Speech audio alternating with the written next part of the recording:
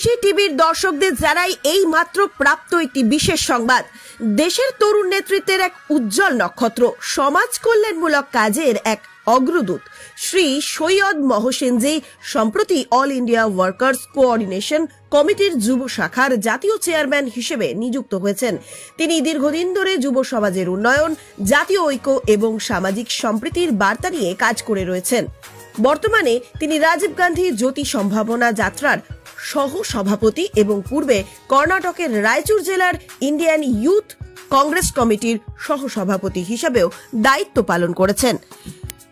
শ্রী সৈয়দ মহসিনজি প্রয়াত আলহাজ জনাব C K Zafar শরীফ সাহেবের নাতি, যিনি ভারতের প্রাক্তন রেল মন্ত্রী ও টানা 8 বারের সংসদ সদস্য ছিলেন বেঙ্গালুরু থেকে।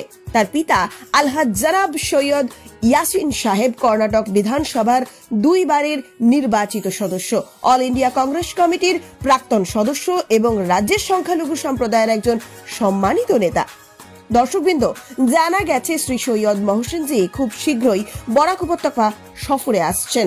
এই সফরে তিনি স্থানীয় নেতৃত্ব, সমাজসেবী এবং তরুণদের সঙ্গে মত বিনিময় করবেন এবং ঐক্য, শিক্ষা এবং উন্নয়নের বার্তা পৌঁছে দেবেন।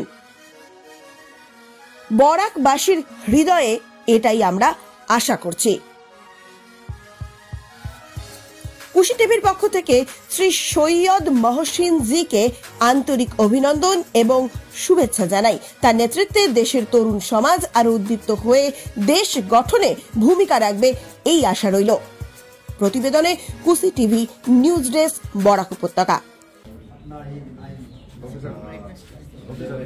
करना चाहता हूँ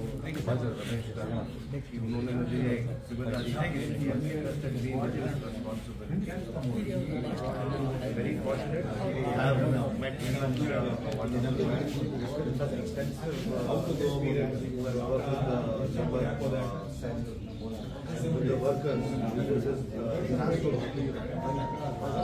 Also he has a wonderful team of people who are likewise have such vast experiences of 30-40 years working in the public sector and private sector likewise.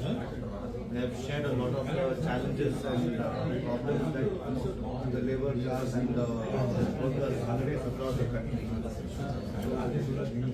And like I mentioned earlier, that India is known for its youth population, which is actually the sector that is moving into the working class.